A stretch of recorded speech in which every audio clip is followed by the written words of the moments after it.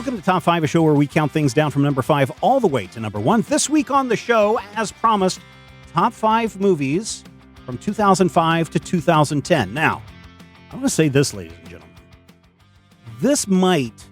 These 5 years right here, 2005 to 2010, these 5 years might be peak movies for the modern age. Like peak movie-going experience, peak we must go to the movie theater every week, peak some of the best movies in the last 25 years released during this 5-year period. I'll give you a list of just some of the ones that popped up after we go through all of ours. But my number 5 is Kiss Kiss Bang Bang. This is a Shane Black movie with Val Kilmer and Robert Downey Jr. This is before he became Iron Man. I will also say my list, I've got one movie from 2005, one from 6, 7, 8, and 9. We're not doing a top 6, so I don't have one from 2010. But Kiss Kiss Bang Bang is one of those Shane. If you know Shane Black, he did the Lethal Weapon movies, and so here we have Tony Stark, who is a lowlife thief who accidentally stumbles into an audition to play a thief who is being hired as a detective and gets the part. So he's flown out to L.A.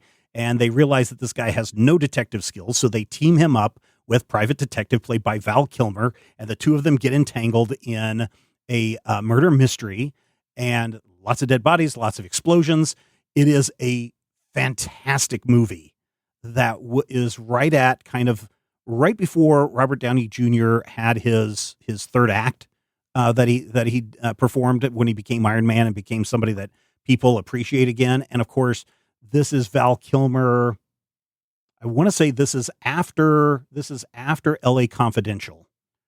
So he's kind of a deal, but this is just kind of a quiet movie that a lot of people miss and a lot of people pass by. But if you haven't seen Kiss Kiss Bang Bang, you really should watch it. It is a fantastic movie that came out in the year 2005 and is at my number 5. Anybody else have Kiss Kiss Bang Bang? I do not. I actually have never seen it, even though everybody has always recommended it to me. So I'm going on the list. Yeah, there you go. Rodrigo, what do you have then for your number 5? My number 5 is a movie that I actually talked about recently in one of our other podcasts, largely in a pejorative way, but that's not the movie's fault. In fact, the problem is that the movie was too good.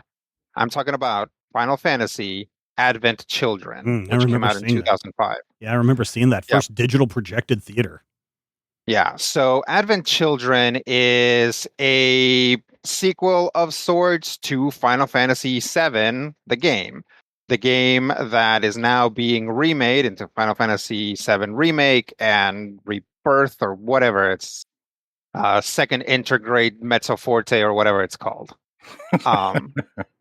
You laugh, but like there's literally a Final Fantasy VII sequel called The Dirge of Cerberus. So they're up there. Anyway, Final Fantasy Advent Children brings back all of our cool playable characters and puts them in kinetic, absolutely over-the-top combat with monsters, with other cool sword fighters and stuff like that.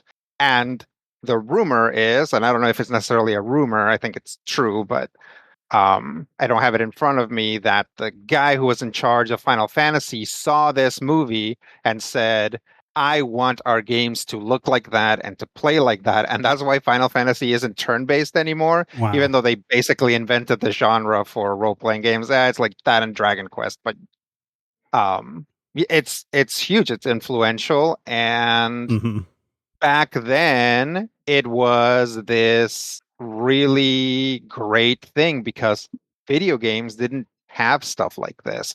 Like when you play a video game, especially one that is as big and involved as Final Fantasy VII, you get involved. You care about these characters, especially story-heavy games like Final Fantasy VII. So it's weird. It's like seeing your old friends again, right? Something that now happens all the time and we actually kind of dread is like, oh, somebody's making a sequel to X, Y, or Z. Is it going to be any good?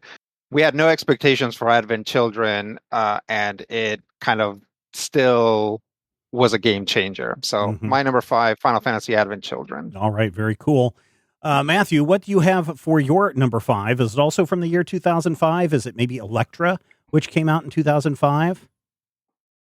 Wait, I thought these were good movies. Are we just listing? No. them? Well, it's your No, top it's five. your I top am five. not. I am not going to claim that all of my movies are good. They're just my top 5 movies. Well, and that's the thing. First off, good call, Stephen. It is, in fact, a movie from 2005. Wasn't intentional on my part because I don't care. But here's the thing that's very important. It is an adaptation of a Broadway musical from Broadway, which is itself an adaptation of an opera, which is then based on a novel from like 1851. And you may say, how did this come out in 2005? And I'm like, I don't know. I wish it would have come out before the actors were all like 35, because it's a story of 19-year-olds trying to find their way in the world as artists. And that movie is Rent. It's directed by Christopher Columbus, who apparently mounted a camera right on the top of the Nina. In any case, it does feature the original Broadway cast. And so it features some of my favorite people in the whole world. And Rosario Dawson, who was not part of the original cast, but is one of my favorite people in the world. That did sound like one of my burns. I promise it wasn't. Taye Diggs is in this. Jesse Martin is in this. Idina Menzel, who apparently now only children know, and they know her as Princess Elsa. I don't know. And one of my favorite people in the whole world, Adam Pascal, probably best known as the man singing I Can Do This All Day in Rogers: the musical on Broadway and in She-Hulk. But if you've never seen Rent, you need to know 2 important things about Rent. One, it is very much a period piece of a time long before it came out. So if you don't remember 1996, I will not promise you that you will not like this movie, but I will say it'll probably hit a little harder if you do. One of my friends was born in 1993, and I mentioned this to her, and she's like, oh, yeah, that was weird and old-fashioned, and I just ground my teeth into the dirt. But not an old-fashioned, it's a Tom Collins. Exactly, literally. It is a really impressive achievement. It's filled with some really, really wonderful songs. Sadly, the only thing that will distract me is, and I love her more than anything. Rosario is very clearly auto-tuned throughout the film. If that bugs you, that might bug you. But honestly, I don't think you're going to get through this movie and be bothered by stuff like that, because it is not that kind of movie, honey. And honestly, if you get to the end and you say to me, well, that was not realistic, I will say to you, yes, and you have seen the point. And that's why my number 5 is Rent. Yeah, very cool. If you haven't seen, Matthew, if you haven't watched Tick, Tick, Boom with Andrew Garfield, it is a musical autobiography of Larson's life. Yes. And so if you I've haven't been wanting seen that, to see that, it's on Netflix. I believe it's still on Netflix because it's a Netflix original. If you haven't seen it, it's really, really good. Isn't that by Lin-Manuel? Yeah, it's directed by yes, Lin-Manuel Miranda. Yes. Okay. Mm-hmm. Yeah. Cool. I may have to check that out. Yeah, no, it's highly, highly, highly, highly recommended. Okay, let us move on to our number 4 movies from the period 2005 to 2010. And this one is all about magic. 2 rival magicians, or maybe I should say 3 rival magicians. One of them played by Wolverine, the other one played by Batman. And also, for whatever reason, Alfred is also there. And these 2 are going at each other through their entire lives because Christian Bale is constantly trying to one-up Hugh Jackman, and Hugh Jackman can't stand it. This movie is a story of revenge and death and death and death and more death. And also David Bowie is in it. I'm talking about The Prestige. This is a fantastic movie that I end up watching probably once a year, if not once every 18 months, just because I find the story fascinating. I find the story intriguing. I like this tale of revenge. I like that Black Widow is in it as well. It is really good. And I believe this is also a Christopher Nolan movie, if I'm not mistaken. Maybe I am mistaken. Maybe it's a Fincher movie. But The Prestige is just fantastic, top to bottom. And if you haven't checked out this movie, you really should. It is a Christopher Nolan film. It's a period piece. It's when magicians were at the height of their popularity, more so than when the street magicians came out. But go check this movie out. The Prestige from 2006, my number 4 movie from this time period. Nice. Rodrigo, what do you have for your number 4? My number 4. So it's fun that you mentioned that this movie has Scarlet Witch and Wolverine and Batman and also Batman, because Marvel movies came out at a particular point. Yep. And so the movies that were like around that time and immediately preceding that have a bunch of superheroes in them, right? Like people that then went on to play superheroes. My number 4 is an extremely egregious case of this. Scott Pilgrim versus the World came out in 2010. Yeah. So the titular character, Scott Pilgrim, beats up Superman, the Atom, same guy, the Human Torch, Captain America, same guy, Egg from Arrested Development. He's trying to win the affections of Huntress. She ended up playing Huntress, and Captain Marvel is there, so yes, and is tormented by his ex-girlfriend Captain Marvel, right? So there's a lot of that going on. It's pretty fun. They recently made an animated show called Scott Pilgrim Takes Off. Which is very good. I see this movie as a companion to the comics.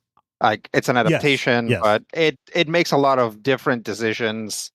And Scott Pilgrim Takes Off also makes a lot of different decisions. So I'm not like, I never think like the movie's better than the comic or the comic's better than the movie or the cartoon is better than either or either is better than the cartoon, because like it's very clear that each of them goes in with like a different aesthetic and story idea. In fact, I think the biggest weakness of this movie, and maybe why it's not higher up in my brackets, is that I think the movie pulls you in a different direction, and in order to bring it in line with the books, they kind of give you an ending that's less satisfying, even though the movie itself seems to want a different ending. So that's up to whoever watches it to decide, but that's how I feel about it. My number 4, Scott Pilgrim versus the World. I will say this about Scott Pilgrim Takes Off. Like the first 2 episodes is just like you think you're just watching a direct adaptation of the live action movie, and you might be resigned to just say, no, I'm going to stop. Episode, at the end of the first episode. It's at the end of the first episode. And you might be resigned to just say, nope, if this is just going to be a remake of the movie, I'm not interested, even though it's in animated form. Keep watching it. Some things happen that make this a totally different thing. There's a discussion that is changed that I think may be the most brilliant metatextual moment in a franchise full of them, where Scott's little monologue about Pac-Man is in fact changed into a monologue about Sonic the Hedgehog and how Jaleel Urkel White played 2 different versions of Sonic the Hedgehog in 2 different realities at the same time, and how weird it was to have an actor playing 2 different versions of the same thing. How weird is that, you guys? Oh yeah, by the way, in the animated, it's all the actors from the movie. Right. They brought back everybody from the movie, which is everybody but the Katiyanagi twins, who apparently the actors, I don't remember if they had any lines, but the actors that they had for the Katiyanagi twins were not necessarily voiceover actors. Right. So I don't know if they've had any lines in the cartoon either. I can't remember. The cast of Scott Pilgrim versus the World, it continues to this day when they're asked to talk about like what an amazingly excellent time they had shooting that movie, and that they all kind of still keep in touch. So it's like for no other reason, I'm like, oh, I know Chris Evans was the first out of the like schedule because his character like dies very early in the movie. So I'm glad that he got to like go back and be there for a couple episodes and hang out. Yeah. Because he seemed a little bummed about that. And we get to see that lovely back and forth between Chris Evans and Super Adam, which may be probably on my top 5 list of moments that I didn't know I wanted to see in Scott Pilgrim. That was it. Yeah. Thinking about starting in a movie. Oh, you think you can act now? All right, Matthew, what do you have for your number 4? My number 4 is a movie from 2010, because as we mentioned, theming, not my deal. But what I can do is I can set a mood, and I can make that mood, whether that be with my voice, and whether that be with my physicality, or whether that be with the constant use of a sound effect that goes like my number 4, Paranormal Activity 2. Not 1, mind you, but 2. Sorry. When I go, it also messes maybe up you should make that larynx. noise. Yeah. Found footage, which is not my favorite genre, but definitely one of my most entertaining genres. I treat it the way I kind of treat the comic books of 1967. Everybody says it's trash, so I have to find the gems in it. And this story is a movie that takes place during, before, and after Paranormal Activity. So it's not purely a sequel. It's not purely a prequel. It is literally a wraparound film. And the fact that this one, now there are like 6 Paranormal Activity movies, and like any ongoing franchise, I just watched Hell House number 5, and I don't even remember what the original was about anymore. There's always that, what Otter calls the power creep, and a little bit of mission creep. But Paranormal Activity 2 is very tightly tied to the original Paranormal Activity, which is also a really good movie. But this one gives it a punch that makes the whole first movie that much more terrifying. It makes the decisions made by a couple of characters in both films more horrifying. And most importantly, it lets Katie Featherston, who I feel like is one of the most talented people who doesn't get to do anything but be in this movie since Heather from Blair Witch, and it lets her just kind of unload a couple of different things. She doesn't have this as much fun as she does in Paranormal Activity 4, but it is really good. If you get a chance, I recommend the unrated version, simply because it's a little longer. It's not necessarily any more violent or any more suspense-filled or any more boom. But if you are into a good found footage movie or a haunted house movie or a movie that is trying to convince you without showing you anything that something horrible is happening, definitely Paranormal Activity is the joint for you. It made like $175 million on a $3 budget. Maybe it's a $3 million budget. I don't know. It's an early Jason Blum joint too, I think. So this may be where the foundation of the Blum house is built, but definitely worth your time. And Stephen, I know what you're thinking. I don't like the shaky cam. I don't like the thing and the thing and the thing. And that's cool. This does not have nearly as much of the shaky cam as you get in different bits of the Paranormal Activity. I don't mind shaky cam. Oh, okay. I seem to remember you yelling about shaky cam at one point. No, Maybe that was when college. when it is not motivated. Yeah, when it's not motivated, called for. Yeah. If it's motivated, then it's totally appropriate. But if it's Paranormal Activity 2, and you're supposed to be having like, this is the security camera in our daughter's bedroom, and it's a shaky camera, you're not doing it right. Right? Then that's when you're going to see me yell about how stupid you are. But no, if it's motivated, like in Cloverfield or Blair Witch, those kind of found footage films, perfectly okay. Perfectly okay. Excellent. All right, we are ready for our number 3s. And since I went with, I could have done this whole thing just the best movies from, or my favorite movies from 2005. Each one of these years could have its own 5. That's why I was saying this is like peak movie going for the modern age. For me, I'm up to 2007, and David Fincher makes his first appearance on my list. I think it's his only appearance on my list. I think he was on before I started rearranging everything. But a lot of people think, oh, Social Network, or oh, The Killer. Well, The Killer's not in this range. But one of the movies that still terrifies me, and it is, Rodrigo and I were talking, a while ago, dear listener, about Patrick H. Willem has a new essay video about the Documents movies. And this movie is a total documents movie. It is rather boring until it's not. And the third act gets really intense. I'm talking about Zodiac. This has a cast of, again, Robert Downey Jr. makes another appearance in here. The Hulk is in this movie as well.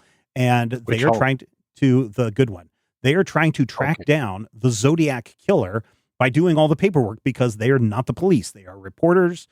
They are, investigators doing other things. But because the Zodiac killer keeps sending messages to the newspapers, they are doing their best to try and figure out what the heck is going on. And Zodiac is a slow burn movie where it doesn't try to tell you who the Zodiac killer is, although I think Fincher and the writer on this one probably did a really good job of narrowing it down to probably 2 real life suspects that have never been charged. I doubt we will ever find out who the Zodiac killer is unless there is some deathbed confession that has yet to be released. But if you want to know a little bit about the time period, what was going on in San Francisco, how the Zodiac killer and later the Son of Sam terrified the nation, and how we ended up with Satanic Panic and Latchkey Kids and the rise of We Must Protect the Children, Zodiac does a really good job of putting you in that mood. Oh, Jake Gyllenhaal is also in this as well. So go check out Zodiac from 2007. Fantastic film, and that's why it is my number 3. Rodrigo, what do you have for your number 3? My number 3 might get into some other people's lists as well. We'll see. Mm-hmm. My number 3 is a movie that to me always felt like the person that made it had a fully conceived setting in their mind, and we just get like a little slice of it, and it's a really zesty slice. You get to see a lot of people, and they like introduce them and tell you what their powers do and stuff, but it still seems like it could be so much bigger. That movie, of course, is Push from 2009. Yes, this is my number 1, the best X-Men movie ever made. Yeah, it's a really excellent X-Men type movie. It really is, especially because everyone in the movie is psychic, but it's like big, broad quotes psychic. Like they have lots of different powers, which they largely excuse as being psychic. So it has a great cast. Captain America's back in this with Dakota Fanning. Yep.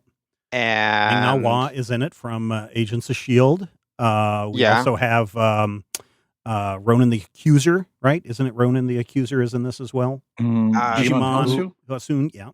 No, that's Ronan is Lee Pierce. Okay. I forget what Djimon. Oh, yeah, he's Korath the Pursuer. Yeah, that's right. Oh, okay. Yeah. Simple mistake to make. Yeah. Who knows? Who can remember their Kree?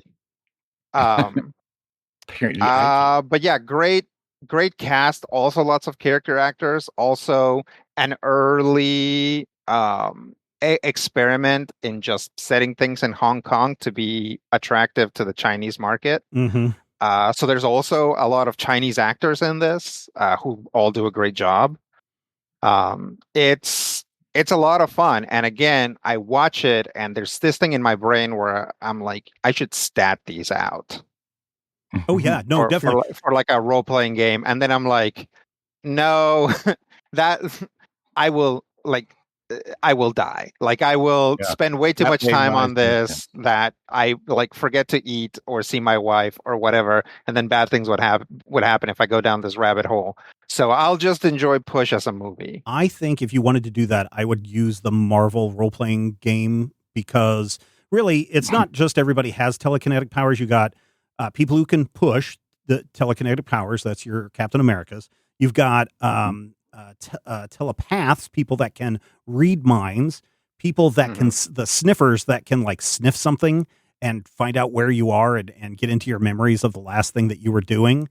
Then there's that screamer guy. The screamers, yeah. Yeah, there's like about 5 different types of quote unquote mutants that we are There's the introduced ones to. who can do both. They're called the push me pull yous, I believe. There are, at least 5 different types of mutants that you see in this movie, and it's a heist movie. That's the other thing that is really cool about it is there's a MacGuffin that everybody wants, and when it comes time to give the quote unquote bad guys, and there's various factions that are trying to get the MacGuffin, it has a satisfying ending. It is really, really good. And for all of the complaints that people have about X-Men movies, a lot of people hate it when I say Push is the best X-Men movie ever.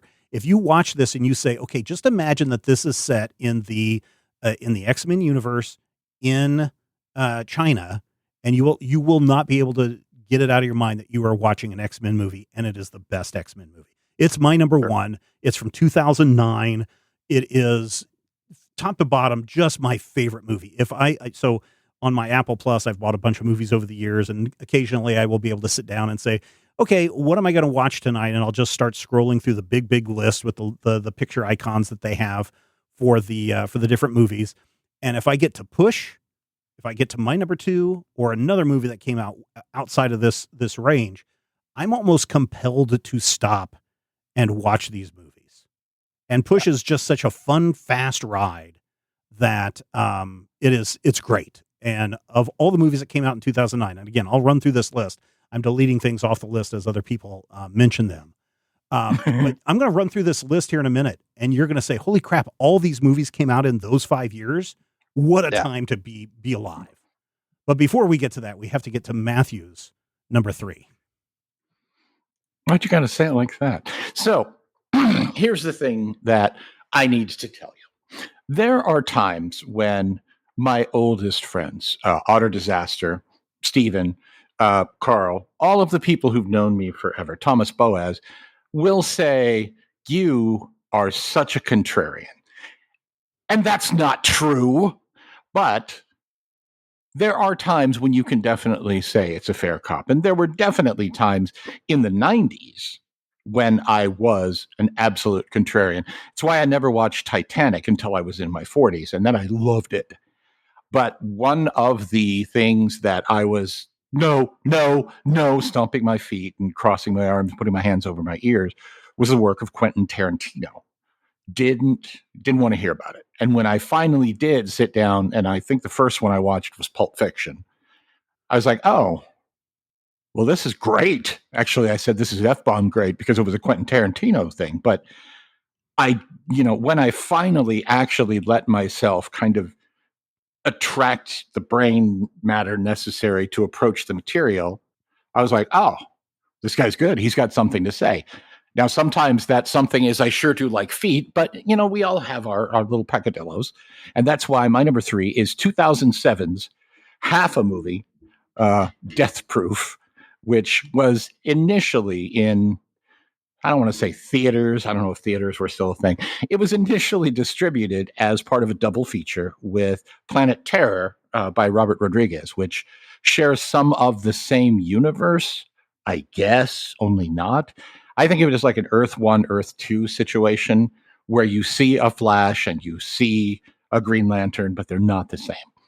But Death Proof is honestly the story of a horrible, misogynistic jerk serial killer who has a weird sexual quirk for killing people, women specifically, pretty young women more specifically, with his car ridiculously specifically. And the fact that this character is played by Kurt Russell, who's, you cannot spell towering volcano of charisma without Kurt Russell, I think. But Kurt Russell is amazing, and you almost want to like the character several times during this movie, even though Kurt is doing everything he can to let you know this is a terrible person. There are a lot of talented young actors in this. Elizabeth Winstead from Scott Pilgrim comes back in this. I want to say, Sidney Poitier's daughter, Sidney Poitier, is in it. Yeah, Sidney Poitier. Yeah. Vanessa Ferlito, who is just completely underrated, both as an actress and as a very, very pretty woman, is in it. Jordan Ladd, who I only know as Cheryl Ladd's daughter or Penelope from Camp Blood or anyway, all these people are in this film, and this film is a terrible movie, terrible story about a terrible person, but it's an incredible film. And honestly, if you watch Death Proof and you never ever see Planet Terror, it will not hurt your feelings. If you see Planet Terror and you never see Death Proof, parts of Planet Terror are less fun. And that is why that half of the double feature, aside from, the fact that there's incredible cars in it, there's a long discussion where four women have a conversation talking about classic movies and classic cars. And it's like four little Quentin Tarantinos talking to each other. But for some reason, coming out of the mouths of these four awesome female actors, it feels different than your Pulp Fictions or your Reservoir Dogs or things of that nature. Oh, and it takes Zoe Bell, the stunt woman, and actually makes her an actor, and she's really great. 113 minutes of your life, you'll definitely want those 113 minutes to go over and over and over. I'm not going to spoil the ending for you, but I will say some people die. And that's why my number 3 is Death Proof. Is Zoe Bell the lead woman in the movie? Isn't she the one that Kurt Russell is trying to kill throughout the piece?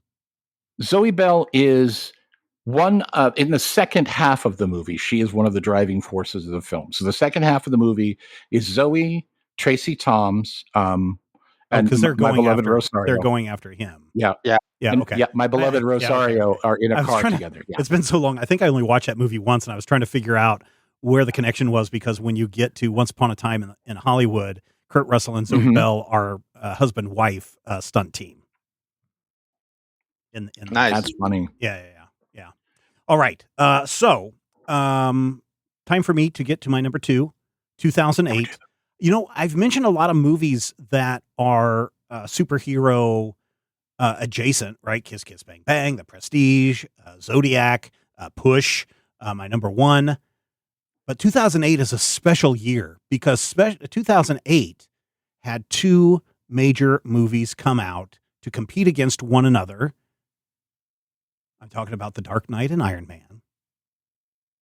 But you're thinking, oh, surely Steven isn't going to cop out and go with one of those 2. Of course not.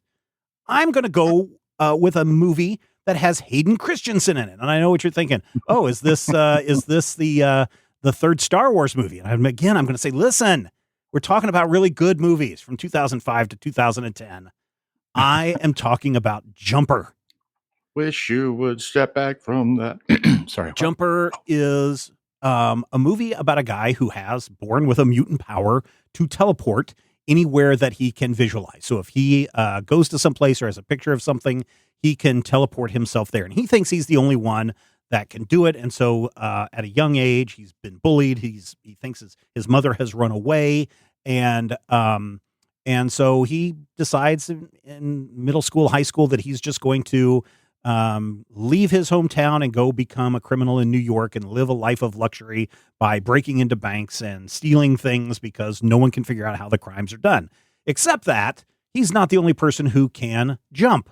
And there's a whole bunch of people who can jump, and there is a secret society tasked with hunting these jumpers down and killing them because they are abominations. It's a religious organization.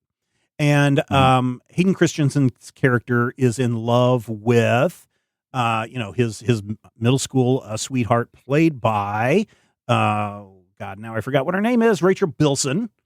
And they were married. Actually, this is where they kind of fell in love, got married, and had a kid together. And this is just a fun little action movie. It's not as good as Push. That's why it's my number 2, but it is fun. It is based on a book. And I will say that if you read Jumper, the book, it's okay. It deviates the movie deviates quite a bit from the source material. But if you're ever tempted to read Jumper 2, don't. It is hot garbage. And I'm sorry if the author is listening right now and is like, oh, he's talking about Jumper. Oh, I thought that second book was good. No, it isn't. It's really not. But Jumper, the movie, is really good. And I hope you continue to make a lot of money in residuals from the movie because you're not from the book. But my number 2, Jumper from 2008, I enjoy it a lot more. And I've watched it a lot more than I've watched The Dark Knight or Iron Man. So that is my number 2. Rodrigo, what do you have for your number 2? My number two is also an underappreciated movie, also from 2008. Is it Jumper 2? It is not. Was there a Jumper 2? No, thank goodness. I think they wanted. No. I think they wanted to, but I think at that point both of them had decided to step out of the limelight, right, and be private peoples. And then, of course, the movie didn't perform very well at all, and so I think that was never in the cards to have a Jumper 2. Is Mace Windu in Jumper? Yes, I think so. Okay, Mace Windu and yes, and Nick Fury are both in that movie. They're both in it. All right. So, what are we at? Number two. My number. Wait a minute. I need to go check somebody out really quick. Hold on. Bear with me on here, because I want to say that there may be another famous. Oh no, just Diane Lane. Sorry, I thought she was. Ma Kent is also. Yeah, Ma Kent is also in this movie as well.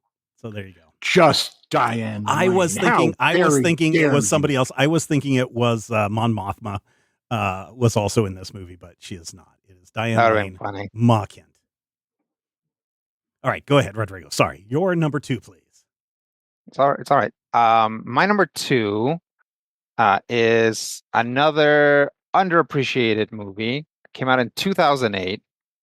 It, like, everybody was waiting on bated breath to see what this honestly completely revolutionary game-changing filmmaker team was going to do, and what they decided to do was Speed Racer. Yeah.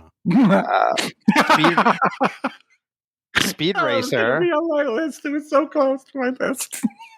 Sorry. Say what? Go ahead. It was so close to my list. It actually lost out for 5th place. I'm so sorry. No. Well, here it is. Speed Racer is unwatchable unless once you start watching it, you say to yourself, okay, movie, what are you trying to tell me? And if you just let the movie talk to you in its weird language, it's a revelation. It's fantastic. It's kinetic. It's nonstop action. You know how Mad Max Fury Road is basically one constant, like, car chase scene? Mm-hmm. Speed Racer is basically 2 races that take up the majority of the movie. And during those races, you get all the exposition you're going to need. You get all of the character work that you're going to need, as basically characters fly in and out of the frame, scenes change organically, like the front, like the background and the foreground will, like, phase out as you start seeing stuff in the background from, like, the next bit of information that you're supposed to receive. Again, if you go in and you're expecting a traditional movie with traditional things like scene transitions, like traditional scene transitions, like a cut, a shot, reverse shot, a simple wipe to indicate time passing, get out.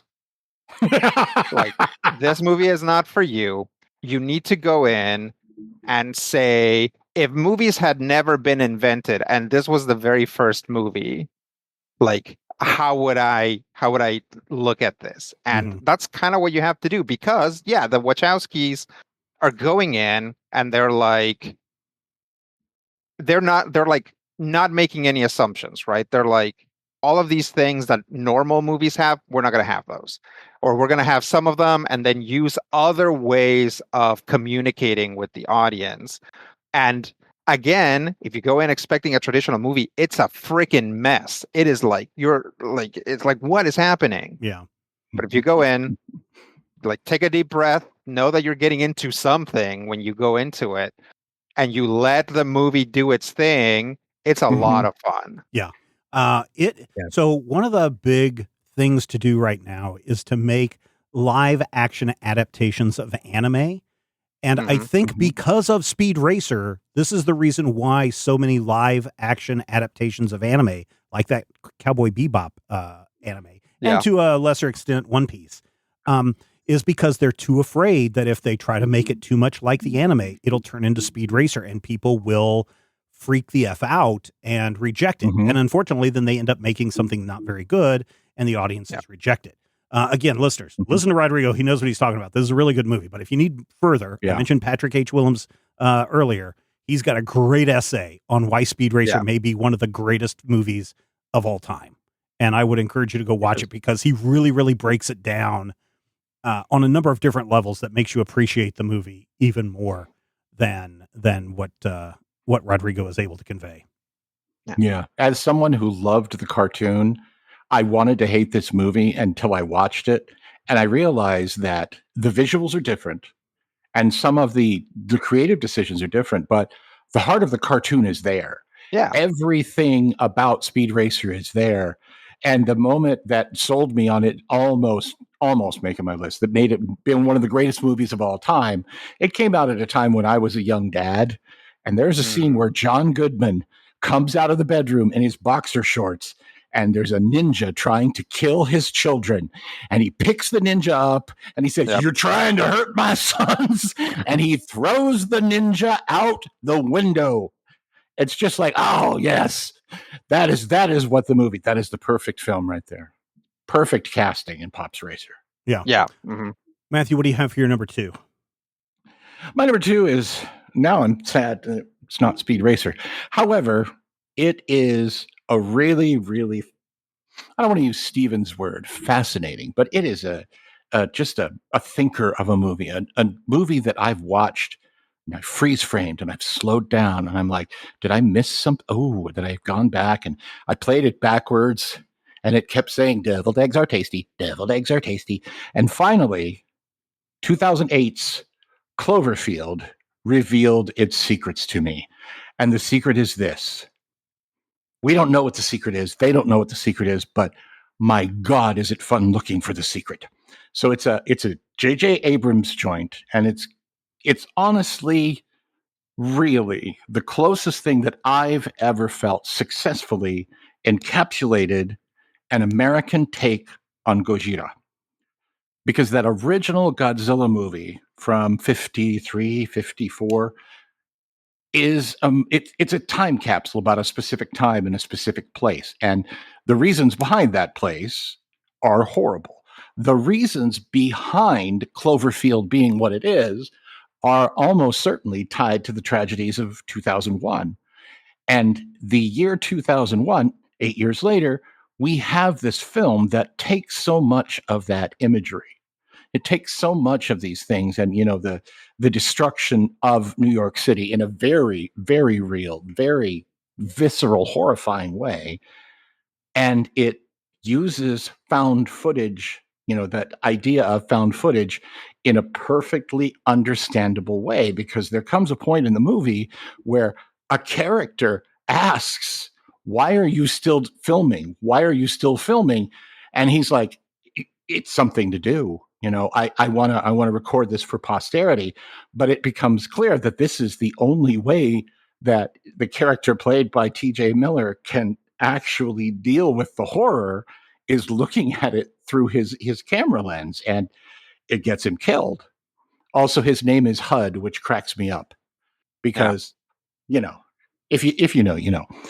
But if you have never seen Cloverfield and you're like, oh, it's one of those stupid movies with a stupid twist at the end, it's got stupid people doing stupid things, that's only half true.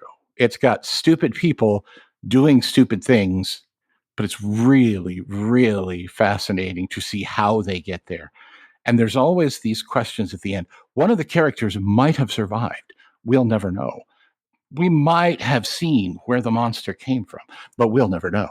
Well, no, actually, Cloverfield Paradox attempts to answer that question. Yeah. But here's the thing. There are 2 sequels to this movie. Neither of them actually answer that question. They give things that you can then go, oh, well, maybe I can extrapolate this, that, and the... No. You know what you can extrapolate? You can extrapolate J.J. Abrams and his bad robot want you to watch movies until you die. But that's neither here nor there. I don't mind Cloverfield Paradox. I think it's about a blurry slice of meatloaf film for me. And I mean, definitely at this point, if J.J. Abrams shows up at your house and he's like, "Hey, watch this movie. It'll explain everything," you should close the door on his face. yeah, I'm like, here's a can of Slusho. Get out. J.J. Abrams shows up my door. Oh no, no! Don't talk that way like he's Zack Snyder. Anyway, the the thing that I love about Cloverfield, and if you ever see 10 Cloverfield Lane, another great movie, another good performance by John Goodman, Pops and Mary Elizabeth Winstead. Holy moly! Whoa. That's weird. And then the guy who ended up going to space with Ariana DeBose like 20 years later. Anyway, I'm getting off topic. The Woolworths building fell down, and then bad things happened for about an hour and a half, and I can't look away. And if you ask my wife, every time it comes on, we're going to watch it. And they've stopped complaining. The whole house has stopped complaining now because there's always something new. There's always something different. About 5 years after I first watched this movie, I realized that a certain character gets cut in half, but you only know it if you see it. You slow it down. You look at it frame at a time, like this is a Zapruder film. And that makes it even more fun. That's why it's my number 2, Cloverfield. Okay, we are back for our number ones. I've already talked about my number 1. It's Push. So Matthew, what do you have for, or I'm sorry, Rodrigo, what do you have for your number 1? Push, good movie. Let's just watch Push instead of finishing this podcast. Let's do that. I agree. Okay, no. Before we do that, my number 1 is an animated movie from Japan. Possibly surprising no one, but you might be surprised at specifically what it is. Maybe not. It's Ponyo. Ponyo is Studio Ghibli's and Hayao Miyazaki's take on the Little Mermaid story. It's mega cute. And mostly I like it because the leads are very young. They're like little kids. Really young. And yeah, like 8, 10 maybe. Yeah, maybe. Sosuke is 5. Yeah, they're like real little. They're like pre-kindergarten. So this movie has like big feelings and big things and scary things that happen, but our point of view characters are extremely young. So they look at everything like little kids would, like with like innocence and like not an ounce of irony to be found anywhere, which is generally true of Ghibli films in general. Irony doesn't really factor into things except sort of as part of like a general world kind of a thing. But even their relationship, right? Like they're little kids. They're not in love. They're not attracted to each other.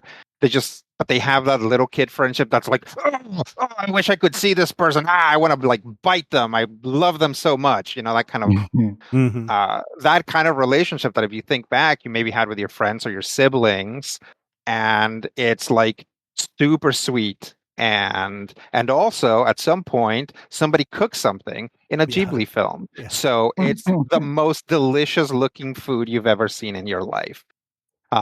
So there's coelacanths in it. Like I don't know how else to recommend this to you guys. Like coelacanth. That's right. It may be the end of the world. That's another way. It may be the end of the world. It's also a movie about a dad screwing up and then mom shows up to fix things. There's like it's everything.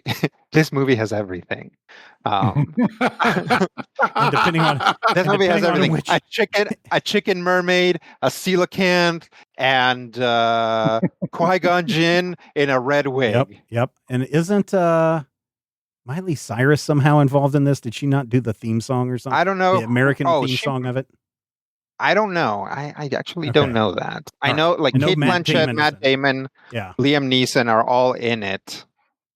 But Studio Ghibli stunt casting like just slides right off my back. Like I never think about it too much because the visuals are really strong, Mhm. and the American performances tend to be really subtle too. Yes, Like yes. Well, that's Disney most of doing the time that. they're not like blah blah blah blah blah, right? Yeah. They're not bringing like a big like animated show thing.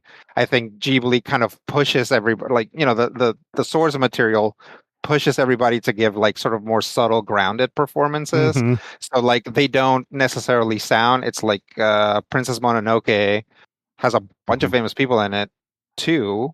And like I never think about them except for Billy Bob Thornton. He does kind of stick out a little bit, but it's all good. Anyway, Yeah. not to go down that rabbit hole. My number one is Ponyo. Yeah, there you go. I don't think Studio Ghibli had a say in the English actors. I think that's part of the thing that Yeah. Disney got to cast those. So, Mhm. if you get a chance, audiences, I would definitely, if you love Ponyo and you only know it from the English adaptation or Castle in the Sky, or even what's the one with the little dust, Spirited Away. See if you can find the original Japanese with subs and watch that, because it is a really different experience. And oftentimes, because of translation, censors, and other things that happen that get weird in the world, it's a different story. There's subtle things that change the story that you're like, oh, that makes a lot more sense now. So I mean, would definitely a performance that really calls attention to itself in Howl's Moving Castle is Billy Crystal as the demon. Yeah. So it's like, well, let's watch this without the Billy Crystal influence. Not that it's bad, but it's like a choice, right? Yeah. Cool. Your first Ghibli film should always be subbed. You can dub later. You got to sub first. I would. If you don't sub, you can't dub. All right, Matthew, what do you have for your number one? Is it also Push? No. That's and you know why? Because Push and Jumper are the same movie in my head. I don't know if it's the fact that I've only they happen simultaneously. Yeah, they came out of Europe. They literally came out a year apart. So yeah, I always picture the events of Jumper as happening with Captain America and Mace Windu, whereas if you say Push, I think you mean by the novelist Sapphire, and I'm like, no, that's a different movie. So here's the thing: my number one was going to be the most beautifully depressing movie of 2009, Up, but it is not, because it occurred to me that this is a prime time for superhero movies. As Stephen has mentioned, the Marvel Universe really got off the ground. We have not mentioned a single superhero movie in this piece. Everything has been superhero adjacent. Exactly. In this case. And here's the thing. The Marvel Universe, Marvel's movies really got off the ground in this time period. DC's really got off the rails in this time period. There are some DC movies that you couldn't pay me to watch. I wouldn't watch them with stolen eyes. But here's the thing. Probably the greatest, the most pure superhero film since Blank Man, I feel. Of course, still, the perfect superhero movie will always be Dark Man. Spider-Man. But the prime superhero comic book movie came out in 2009, starred a beautiful young woman named Megan. And this beautiful young woman accidentally got sacrificed to the devil. Yes, I'm talking about Jennifer's Body, which is the story of a young woman who accidentally becomes a demon and accidentally turns her best friend into a superhero. And it has much of the cast that we've seen in these other films. I know that one of the kids from Scott Pilgrim is in this movie because that's the only reason I know him. Amanda Seyfried, who miraculously has never been in a Marvel movie that I can think of, but probably should have been like 6 times over by now. J.K. Simmons, who is both J. Jonah Jameson and Commissioner Gordon, which kind of is great and also kind of speaks to a paucity of roles for men in their late 50s, but neither here nor there. And of course, it has Adam Brody, who is one of America's actors. But I love Juno. The same writer has done Jennifer's Body that did Juno. And the same, I call it Buffy speak because in the 90s, it was all around. But that same sort of made up argot, the made up language that teenagers have never actually spoken, but it sounds like they should have, is just throughout this whole movie. This is, honestly, much like Speed Racer, if you focus too hard on the details, you're going to lose sight of the big picture. And the big picture is camp like you've never seen, and sort of a lesbian subtext that is just barely subtext. And it makes it wonderful, I feel, because you're looking at a movie that traditionally, if someone had watched a slasher movie in the 80s, you could take this whole plot and you could play it completely straight. And the only change you would make is you would take the character played by Amanda Seyfried, Anita, nicknamed Needy. You have her play a boy who has a crush on Jennifer. You've got yourself a 1984 movie. And if you follow the beats of the story, this is very similar to the second Batman film, The Dark Knight, with less Keith Ledger. If you follow the beats of the story, and this is very similar to the Good Hulk movie. If you follow the beats of the story, this is literally a comic book that I've read 15 or 20 times, but it's on film in a way that doesn't make me mad because I've already read this, and you've just put what was in the comic book on film. You've done something entirely different and weird and crazy with it. And also, everybody hated it when it came out, and it took a few years to grow on people like a really strong mold or a wart. And so if you have only heard the negative Nellies braying about how Jennifer's body is cringe or whatever kids today say, I feel like you owe it to yourself to just sit and watch this film with the casual eye of someone who is willing to accept that maybe 2008, with a chaser of whatever year Diablo Cody was in high school, could be something entirely new and transformative. And if you've never ever seen this movie, I implore you, go see it tonight. Rent it, stream it. It's probably streaming. You're going to be too busy watching Push. Maybe you watch it after Push and after Jumper.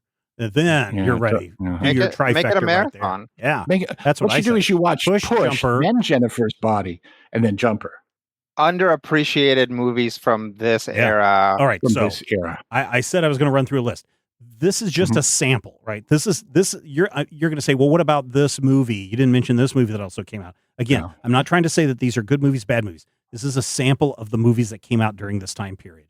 Ready? Kung Fu Hustle, Revenge of the Sith, Fantastic Four, Charlie and the Chocolate Factory, Triple X, War of the Worlds, 40-Year-Old Virgin, History of Violence, Serenity, Goblet of Fire, Fast and the Furious, Tokyo Drift, Smoke and Aces, Spider-Man 3, Transformers, Superbad, 3:10 to Human, No Country for Old Men, There Will Be Blood, Iron Man, The Dark Knight, The Bank Job, Kung Fu Panda, WALL-E, Pineapple Express, Casino Royale, Fanboys, Up, Watchmen, Star Trek, District 9, Avatar, Sherlock Holmes, Frozen, Percy Jackson, How to Train Your Dragon, Kick-Ass, Easy A, and The Social Network.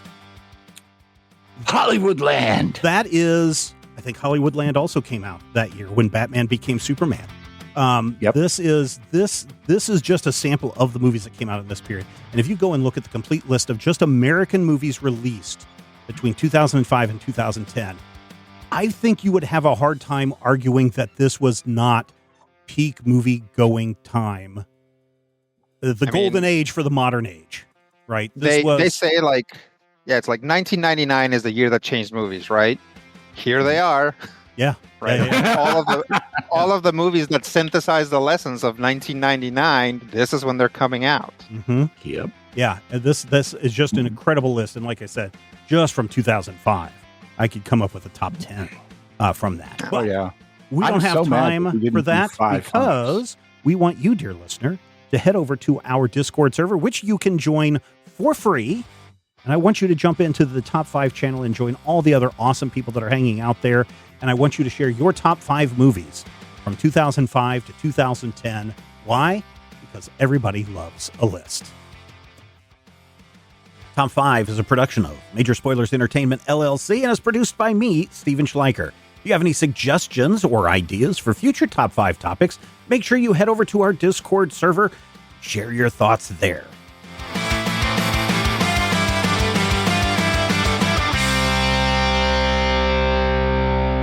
This podcast is copyright 2025 by Major Spoilers Entertainment, LLC.